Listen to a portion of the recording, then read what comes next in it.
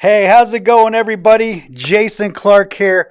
Welcome once again to Red State Relocate. Hey, what an amazing day today. Yes, that's right. Kamala Harris picked her VP. We're going to get all into that. We're going to talk about Donald Trump's Agenda 47. Like I said yesterday, he's got 20 policy positions, and in the next 20 days, I want to talk about those positions. But I'm gonna kind of weave them into the news of the day. So, but look, before we get to that, once again, as always, Red State Relocate. Hey, look, if you're a homeowner, you live in a blue city in a blue state, you want to get out of there and go move to a red state, where your kids can get maybe a good education. You can go live a good life, go buy a house that maybe you can actually afford. Go live that good red state American life. Hey, look, if you're a realtor, I would love to be part of Red State Relocate. Hey, I'm looking for realtors all the time to partner with, help move these good, hardworking Americans out of these blue states and into states like yours. All right. So, and as always, look, if you're looking for a good brokerage, I'd love to have you join EXP. Give me a call. All right. So let's get into it. I don't know about you all, ladies and gentlemen, man, but when I woke up this morning, like most of us do, what the first thing we do is before we even go to the bathroom and go pee, you know what I did? I grabbed my phone just like everybody else. And I said, who did Kamala pick? Who's it going to be? And I thought for sure, yesterday's video, I was 1,000% sure Kamala was picking Josh Shapiro. I mean, why would she pick anybody else? The dude is the Jewish Obama. Like I said yesterday, man, they're going to put her in the basement, let him get out there. He's this magnanimous speaker. In fact, he just spoke right now. Kamala Harris, Tim Walz, right now just had their first event together. Shapiro opened for them, and I mean, the guy's amazing. Cannot believe she did not pick him. But yes, man, I grabbed my phone, pull up the news, and it's Tim Walz? Really? I mean, he was his name was on the list, but he was like what, third, fourth on the list? Yesterday I talked about Shapiro and Mark Kelly. I mean, Walz was like a distant third. Where you know what I mean? I mean, we weren't even talking about this guy. But I'll say this, one thing that I mentioned yesterday. We talked about Josh Shapiro. One of his problems was going to be, right? And the main problem, unfortunately, and this is unfortunate due to what's going on in the Democratic Party, is because of that anti-Semitic wing, right? That hard left, like kind of contingent, I'll say, of the Democratic Party. Van Jones this morning, I really like the verbiage, I'll say, that he used when he talked about how there's an anti-Semitic marbling within the Democratic Party. And I like that kind of that phraseology. I like, and it is. It's a marbling. It's in there, And I said yesterday, and this is why Kamala picking Walz was just such a whiff, man, such a mistake, that this was a real good opportunity for Democrats to finally stand up to that wing of the party and say, hey, look, we don't want your vote, right? And when you look at Republicans, right, throughout the decades, anytime there's been any kind of David Duke type personality, right, or some white supremacist of some sort that endorses some Republican, I mean, Democrats jump on it and say, do you accept their endorsement? And always, Republicans constantly, they disavow it. They go, look, I don't want David Duke's endorsement, right? They over and over, they just say, I don't want nothing to do with it. Democrats, unfortunately, don't have the stones to do the same thing. And I thought, and I still think, it would be such an advantage to the Democratic Party to stand up to that wing. And they could have done that by picking Josh Shapiro. They could have said, you know what? We're picking a guy that is Jewish. And if you anti-Semites and all you hard left, pro-Palestinian, Dearborn, Michigan types want to get upset about that, well, then you're just going to have to go cry to mommy. I thought this was a real opportunity. Democrats have not had this opportunity in a very, very long time to really kind of pull themselves back. Like Michael Moore says all the time, he goes, man, the progressives have just gone a little too far. This was an opportunity to pull back.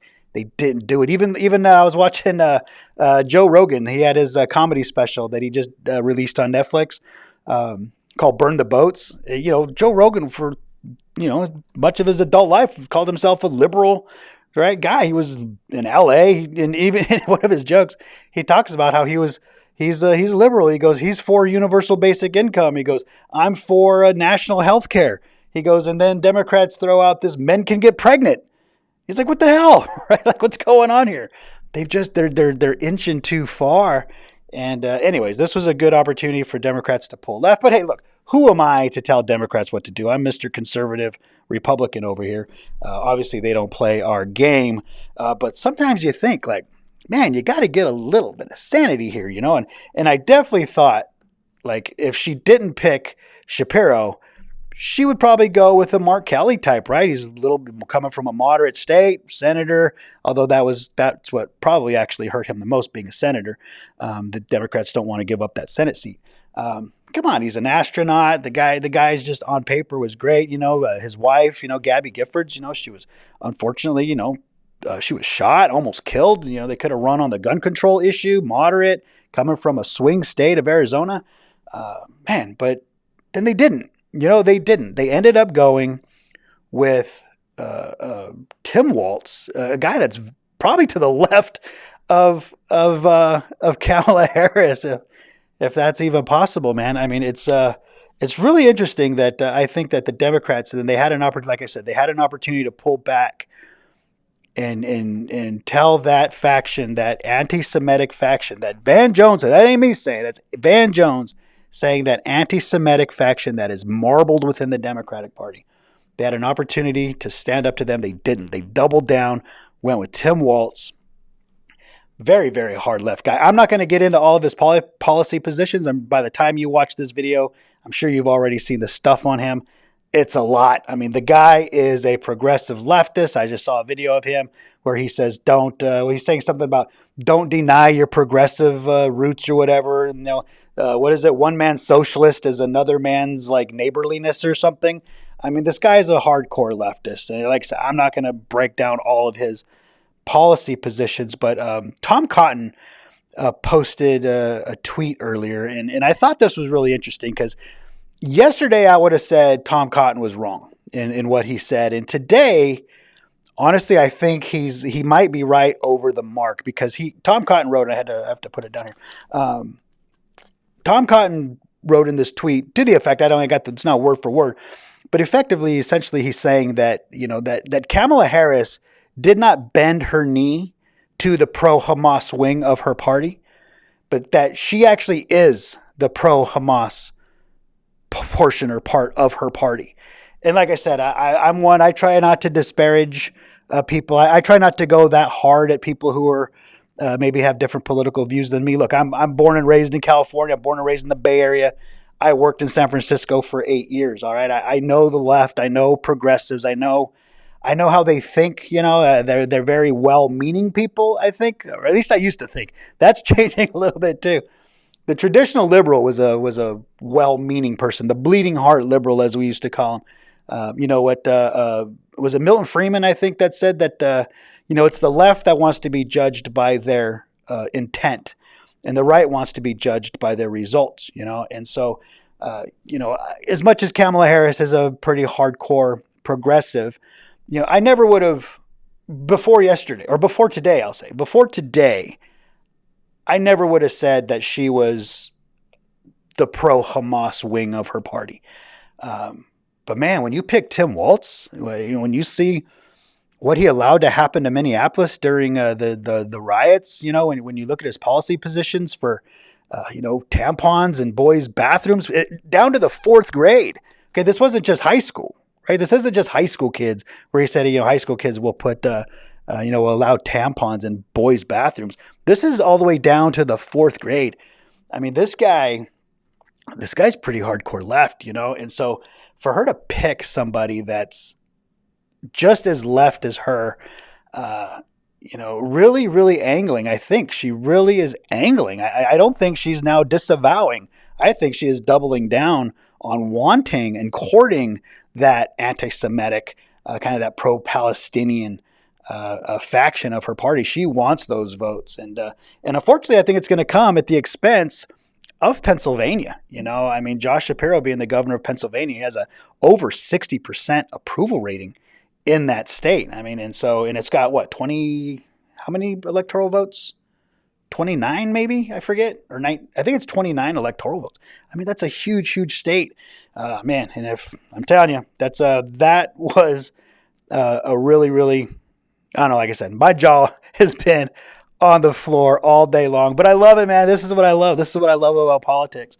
Sometimes things just throw you for a curve. You know, you think Josh Shapiro's a guaranteed shoe-in. Boom. Democrats are really good at throwing you the curve. Now, here's what I wanted to talk about also.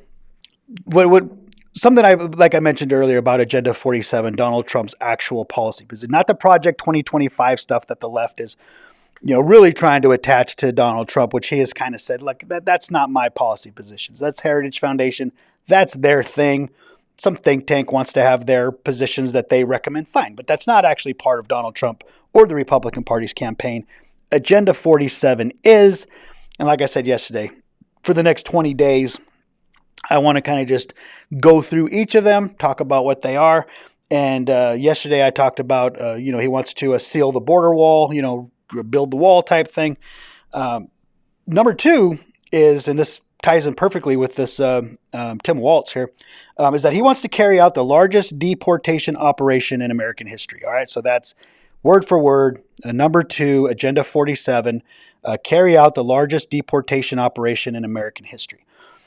Tim Walz, okay, one of his legislative achievements, I guess is what he would probably call it, was signing a bill that allowed driver's licenses for illegal aliens. All right. And so keep that in mind. These two correlate right here because, and I mentioned yesterday's video, I have a whole other video. I'll link that one again.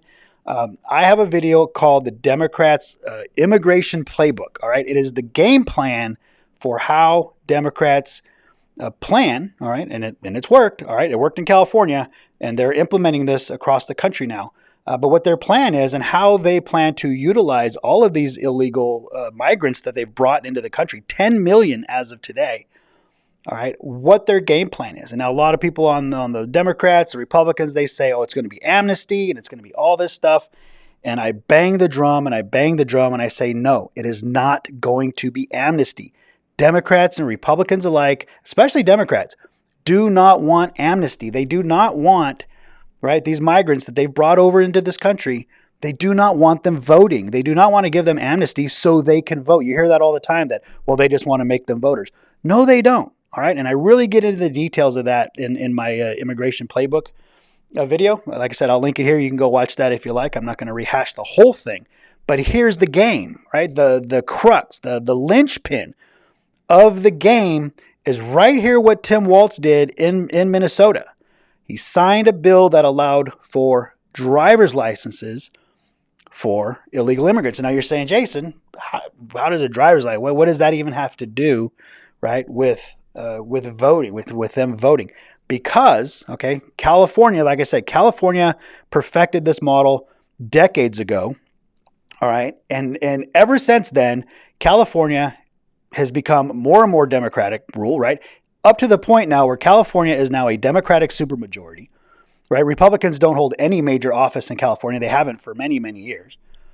All right. And it's to the point now in California that Democrats run against Democrats, right? They have rigged the game so much.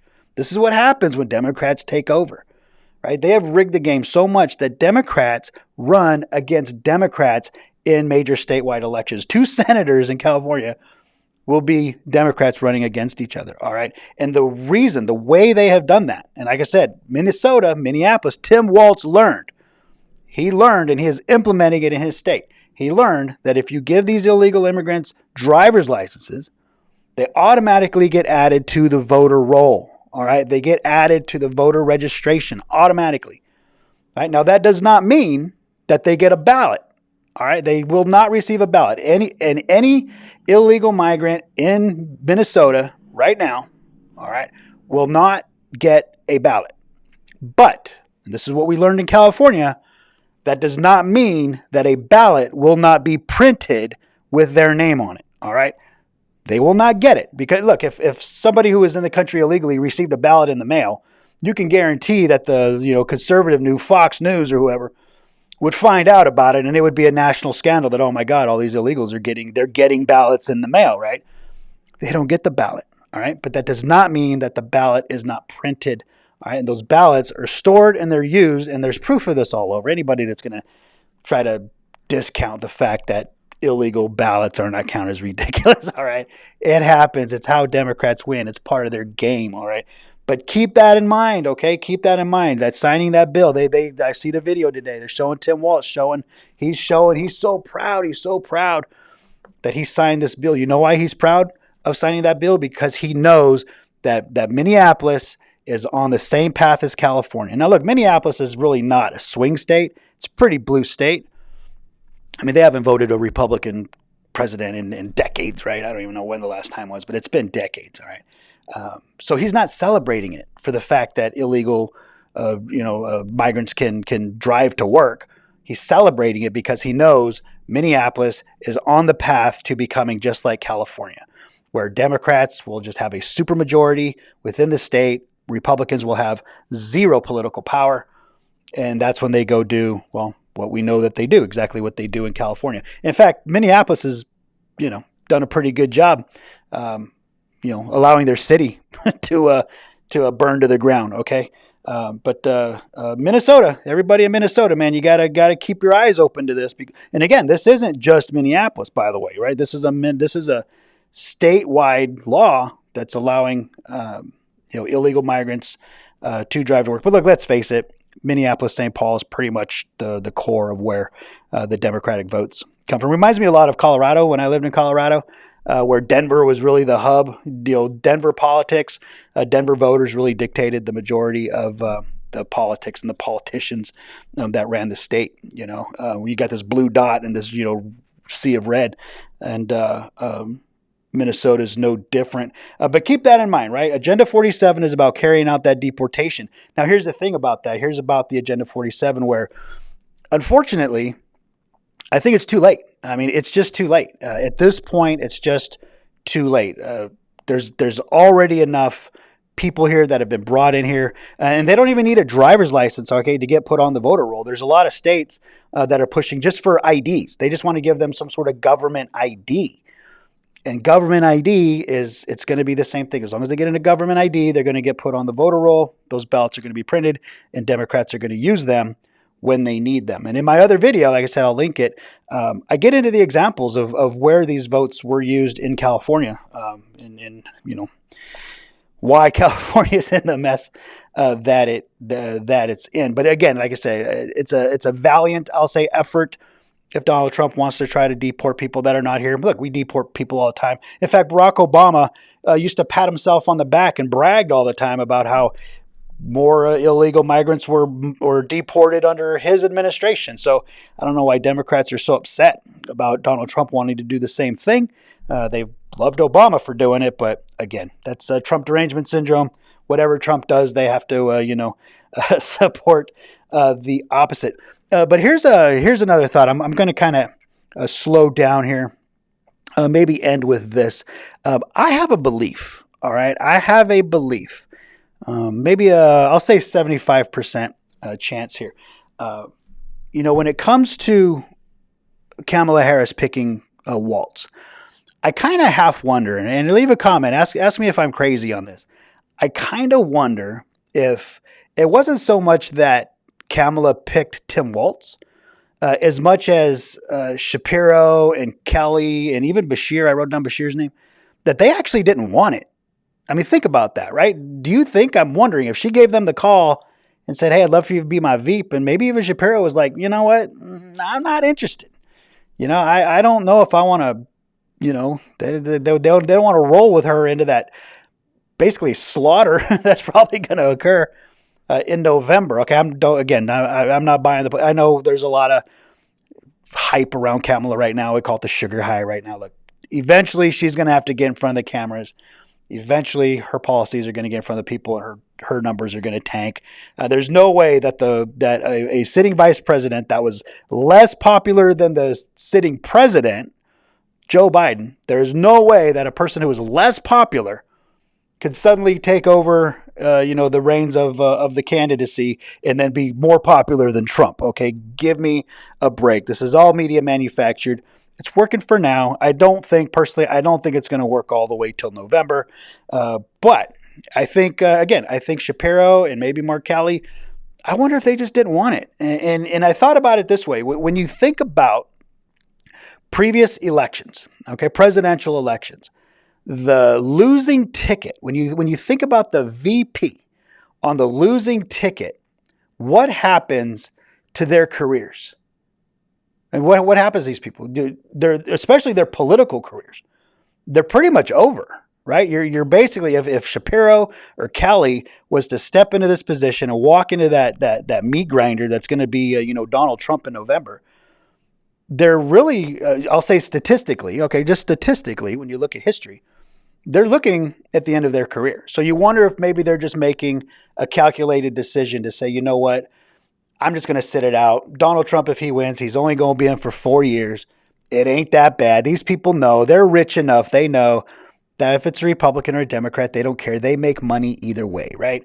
So they just sit back and say, you know what, they'll deal with 4 years of Donald Trump. They'll throw the stones, right? Fine with them. Because I really, really, truly think that they know that it could effectively be the end of their career. It's hot in here. It's hot in here. But I wrote down these names. Think about this. Of course, there's Mike Pence. Okay, Mike Pence was I don't know why Donald Trump ever picked that guy, and he ended up kind of showing his true colors as just being. Mike Pence really is in the mold of the Mitt Romney and the John McCain type. Just, I will celebrate the day that the Republican Party is purged of these types of Republicans. These are the types of Republicans that have led the Republican Party to despair for the last 2 decades. All right, can you imagine what this country would look like if what the Republican Party would look like if John McCain or Mitt Romney had won? My God, what a disaster this party would be. It's only by the grace of God, to be honest, that Donald Trump, with all his flaws and the big disaster zone that he can be, it's only by the grace of God that he came along and showed Republicans how to grow a spine, But think about this. Mike Pence, done.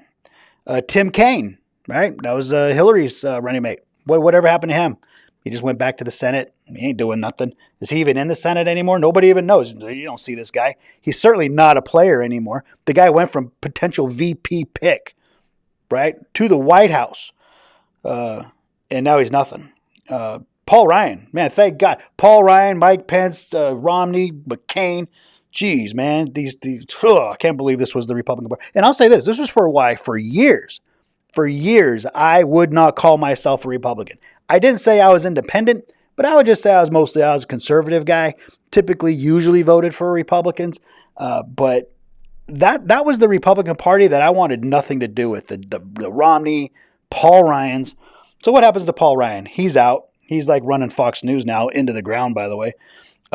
Sarah Palin. What happened to Sarah Palin? Boom. Career over, right? This is a fun one. Remember John Edwards? That was John Kerry's guy. Oh man, John Edwards. Well, what a guy he turned out to be. He was the original Gavin Newsom. He was like Gavin Newsom's mentor. And then Al Gore, right? Look at Al Gore. Al Gore, yeah, he's had a successful business career, but after he lost to George Bush, I'm sorry, not Al Gore. I wrote down Al Gore. Al Gore being top of the ticket actually ended his career pretty much. But Joe Lieberman, right? Joe Lieberman, who's also Jewish, by the way, got on the VP ticket, didn't win. What happened to Joe Lieberman? Pretty much the end of his career, as was the end of Al Gore's career, at least political career. Al Gore's done, a good job of grifting himself off of that climate change stuff. He's made billions of dollars, or at least hundreds of millions of dollars personally, scaring people to death, thinking that they're going to die while he flies around on his private jet. But anyways, that's kind of my thought, to think, wow, if you're Josh Shapiro or you're Mark Kelly, right? And you're saying, man, do I really want that to be my history? Do I want my name associated with the losing VP candidate?